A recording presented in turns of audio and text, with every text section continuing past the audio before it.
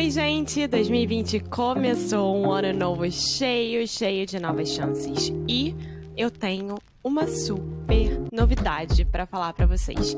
E essa novidade é que o Cambly está oferecendo 50% de desconto nos planos anuais. É um empurrãozinho para você não se arrepender no final desse ano, porque convenhamos, né? Daqui a um ano você vai ter desejado ter começado hoje. Então, é o seguinte, todos os planos anuais do Cambly, tanto de adultos quanto de kids, está com 50% de desconto.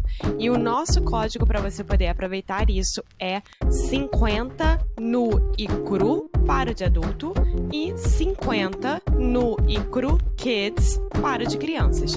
Lembrando que o 50 é em numeral, tá? Então vá lá no cambly.com, no aplicativo do Cambly, se inscreve ainda hoje e aproveita esse descontão que o Cambly está dando só entre os dias 1 de janeiro de 2020 até o dia 16 de janeiro de 2020. Então começamos muito bem. Eu espero muito que vocês aproveitem isso. E são só 1000 códigos, tá? Então as primeiras 1000 pessoas que forem lá e se inscreverem vão conseguir aproveitar essa promoção. Então é isso. Corre lá, hein?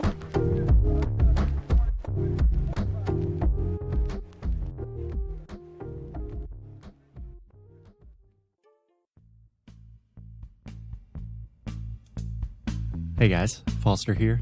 Just a quick note before we get started today. We are doing something very cool in 2020. So this year we are going to do 12 language challenges in 12 months. So on the first day of each month, we will start a new language challenge, and each challenge will focus on a specific topic or subject to help you really improve your English. For example, we are going to have a challenge about phrasal verbs, a challenge about how to use prepositions, a challenge about how to learn grammar without using textbooks.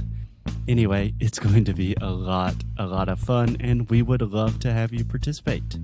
So if you are serious about your English, you should really check out these challenges. To learn more and start improving your English today, just visit inglesnuecru.com. Okay, on with the show.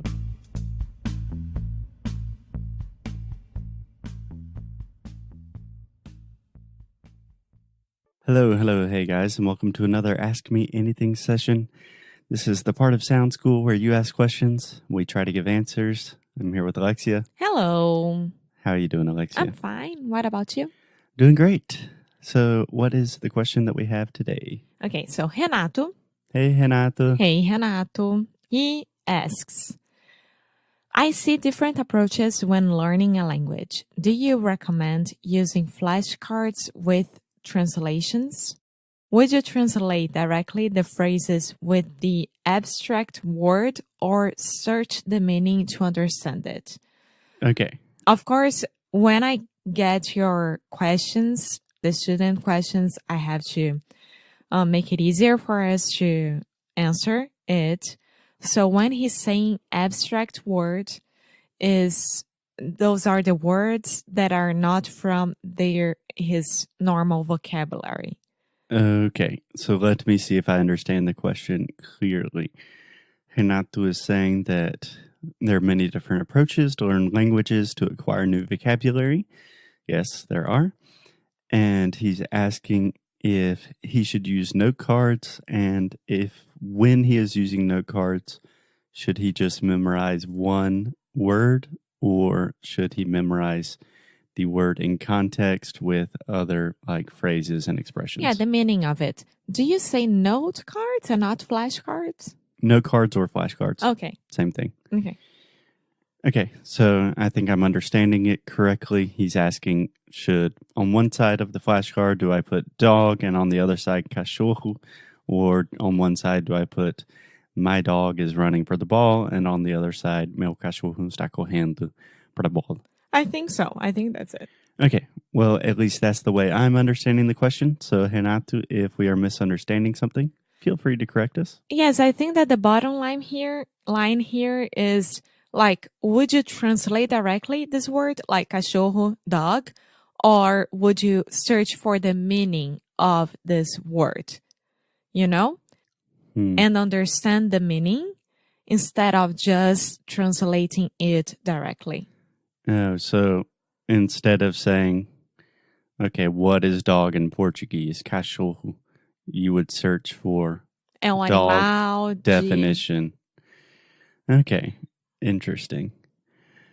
Yeah, that's an interesting question. So I think it depends a little bit with what vocabulary you are trying to acquire. With very simple concepts that you have a direct translation that's just automatically in your brain already, I don't think you need to do too much research on the true meaning. Because, for example, dog, you know what a dog is. Yeah. Right? Perhaps if it was a more sophisticated concept, it would make a little more sense to really try to understand the meaning rather than the direct translation. Yeah, when you say that, I always think like, for example, dog, cachorro. Okay, but the dogs, they have fur, they have balls, they have, I don't know, como é que é rabo in English, for example, you know, Tail. like, yeah, so you can take this word that you already know a lot and then you can read the meaning and the concept of this word and then learn more words to describe this word. Yeah, exactly. So we actually have a challenge in Sound School. I believe it's week 15, which you have not arrived to yet. And the idea is simple concepts. So taking a very simple concept like a dog and then trying to explain that without using the word dog.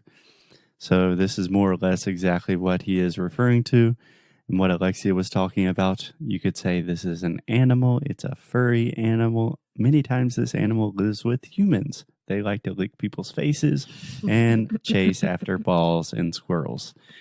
And that will really help you kind of ingrain the concept deep into your brain. I think that's very useful. And on the other hand, if you're studying with flashcards or note cards, I do think it's important not just to have one single word and one translation. Not because the translation is incorrect, but because it's a lot easier to remember things and memorize things in context.